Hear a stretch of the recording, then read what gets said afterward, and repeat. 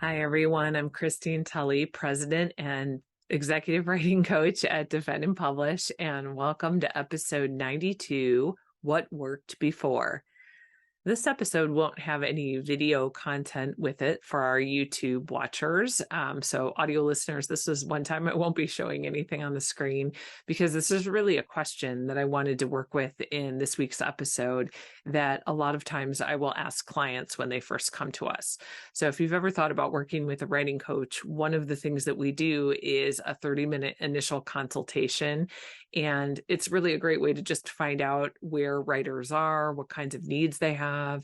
Some of our clients, for example, are professors that are just kind of stalled out on writing projects. Sometimes we have dissertation students that are, just at that writing the dissertation stage, or they're struggling with something with their advisor and they just can't move forward. Other people come to us for time management. So the reasons are all varied and different when they come and talk with us in that 30-minute consultation. If you want to schedule one for yourself, if you've never done one with us, you can email me at christine@defendandpublish.com. You can also find a button to schedule a free consultation on our website at defendandpublish.com. So I encourage you to do that if you haven't tried to do one. No obligation necessary. It's just a 30-minute chat, and we try to help you with whatever writing strategy you need help with. But anyway, what I end up doing with virtually all of the clients is I hear a little bit about what the struggle is, or what the challenge is, or what their needs are. But one of the questions I invariably ask is, what worked before? So sometimes the answer for clients is that nothing worked before. And what I mean by that is, what's a writing strategy, or how are you able to produce content or text before? And for some writers, maybe they were able to do something a long time ago they can't remember, or they'll give me the answer, nothing. But other writers could think back to a time where writing was a little bit easier. And we try to unpack that a little bit and think through what are some things about that time that made the writing a little bit better. So I'm going to give you a couple of examples. One client that I worked with last week, her name was Sarah. She talked to me about how since the pandemic, she has just not been able to get into any kind of a writing rhythm or a groove. And we talked a lot about what worked for her before. And for her, she was somebody that always wrote at home once her children were off at school. So she waited till they were on the bus, and then she wrote at home before she ever went to work. She had an administrative position where she directed a nursing department. And so as soon as she went to work, she was in doing some administrative type work. And then she actually had to go to the hospital for some clinical things. So the only shot that she could get some things done in a space where nobody was around was at home when everybody was gone. So her children were at school, her partner was off at work. And so we talked a lot about that and why, in theory, she should be somebody that is not having a problem because her workspace really didn't change during the pandemic. It is true, everybody came home. In her case, she is in Missouri, and she was telling me that she had homeschooling happening. A lot of people during the pandemic shutdowns, the COVID-19 pandemic, as we're recording this in the fall of 2022. From 2020, 2021 on, there were periodic shutdowns where everybody was at home, but she did have her own office. She could close the door and she could still work with everybody at home. Her children were older, so, they didn't require her constant attention, and nobody interrupted her. Everybody kind of did their own thing. School children were doing the work.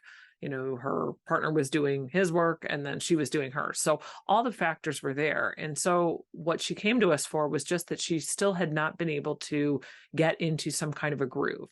And so what we talked about then was what felt different to her, that she wasn't able to get the writing tasks done that she needed to get done. And then we talked about why she felt that she could get writing finished before. What came out of the discussion, I think, is really clarifying for a lot of people. And in her case, this was more of a mental state that before, when she was working on scholarship, she didn't feel guilty that she needed to be doing other things when she was at home. And, a lot of people I think felt this way about their homes during the pandemic. I didn't. I just kind of accepted that it was a mess. But I know some people felt this way, where then when they were home more, they noticed more about, there's more laundry, there's more cleaning, there's all these repairs we need to do. If people were fortunate to own homes. And if you were renting, you noticed, hey, the space seems really tiny when we're all in it. In her case, she just couldn't shake sort of that guilty feeling about being able to write with the freedom that I'm at home and this is my workspace. And even though I'm at home, I could be doing my own work. So she identified that the thing that was blocking her was the feeling that when she was at home, she should be doing something else, which she just could not shake from the pandemic. So in our case, how we actually resolved this was we actually talked a little bit about mixing up what her office looked like. So it was the same space and the same routine of like opening the office door in her home and then going to work. But the space itself looked different and rejuvenated. So I will put a link in the show notes to creative faculty offices because I actually talk a lot about this. But in her case, she really needed something that made the space look new. Like she's able to write post-pandemic, even though we're not really posted at the point of 2022, but just something where she could recognize this is a new writing era, but now I'm in the space where I don't need to worry about what's outside of my office door at home. I just need to write. And so here's another example. I was working with one of our clients, Roger, a couple of weeks ago, and in his case, he was another person that just could not seem to get back on track. He had suffered from a rough teaching semester with really poor evaluations. And so he was worried, we were talking about this particular semester, that he's just having a really hard time trying to get some writing completed because he feels like he should be doing teaching prep or grading all the time because he's worried he's going to have poor student evaluations.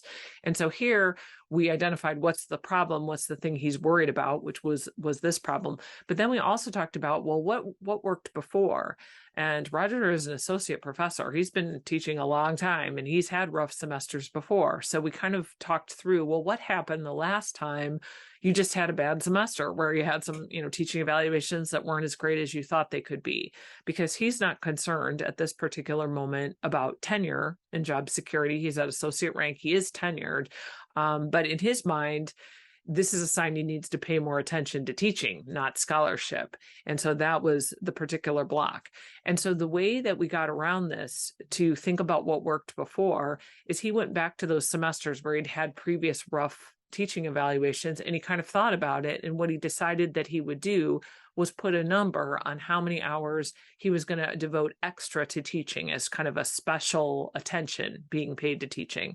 And in his case, what he decided to do was to give teaching an extra 3 hours a week and to see if that was enough to move the needle, make the student evaluations better. He used those 3 hours, for example, to have something he called fireside chats with his students, where he basically at the end of class would have 5 minutes. He'd put a fire, an image of a burning fire up on the screen, like a warm, cozy fireplace, and students could come up to his desk and talk to him about whatever thing, they needed to talk to about their projects or whatever was on their mind. And so a lot of students mentioned in his evaluations when he had tried this before, so this was a couple of years ago, I guess he had tried this before, that they really liked that.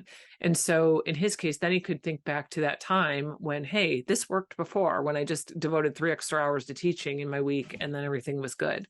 So, this is another example of a way that he could kind of look at what was working before and try to replicate it before trying to do something completely new and blow his whole system up. Here's another example for me. I know in last week's episode, I talked about what I could get done in a day, or what could you get done in a day when we're being realistic about our time. And so one thing I know for me is that something that worked for me and has worked for me for the entire time that I've been a professor since 2001 has been writing in the library, and preferably kind of as soon as I can do it when I'm not teaching. That is what I've been doing, for a very long time. This is a system that has really worked for me. And of course, during the pandemic, this was very difficult for me to do. We have an episode on pandemic writing strategies. You can go back and check that one out because it was kind of specific to everybody being sheltered in place. But I know I had to kind of figure out, well, when am I going to get some stuff done? And I had to go to really early morning hours before everybody was awake. That was not my preference. So I'm able to, now that campus opened back up, revert to my habits. It would be very easy for me, because I talked about this in last week's episode, to kind of putter around the house. I don't have to teach till 11 o'clock. Nobody expects me to be anywhere. It would be very easy for me to do that instead of right after I drop off a kid, go back to the library, get my coffee, go to the library, which I've talked about many times on the episode. It would be very easy for me to do it. There have been many mornings I've been tempted to do it rather than go right. But because I know that has worked for me before, it was a really useful strategy for me to maintain at this particular time. So I think the question to think about this week is, if there's something that worked for you before when you were writing, it could be anything. It could be a technology tool, a special seat, your favorite coffee shop, writing with somebody on campus that's really prolific and you guys haven't had writing dates in a while. It could be a strategy that you like to use, a certain type of music you like to use. All of those things I think are really, really beneficial if you can think about things that have already worked for you. So that way you're already working with something that might be in a natural inclination for you. Now, sometimes you have to blow the whole system up. I do have some people that will come to me and say, I don't want to write the way I did before. I want to do this in a totally new way. I really need this to get my creative juices flowing. And we talk about how some different ways to do that. So for example, one place I always mention, if you really want to mix it up, is to mix up your location. So I haven't done it because I'm kind of in a groove and I don't want to, but I have thought about it like, well, I wonder if I could get more done if I worked somewhere else. Location is always a good one. Sometimes different time of day is something good to look at. Different semesters require different types of time engagements. And so I always recommend, when doing planning with clients, to think about what's different about the semester. So something different for the semester for me is that it is football season and I have 2 cheerleaders in football. So there's games every weekend, there's practices every night, there's parades, there's all kinds of other stuff. But in December, I don't have those things. Or in February, I don't have those things necessarily. So my time is a little bit different and I might be able to experiment and move some things around. But in general, if you've got some strategies that have already been working for you, this might be the time to just kind of think back to what worked before. Maybe do a little brainstorm if you're commuting somewhere, or if you're really struggling to write, take a few minutes to just think through that. When was a time where I got some writing done, and dig deep into what maybe some of those strategies were that worked for you. Hopefully this helps this week as you think through your writing strategies. Happy writing.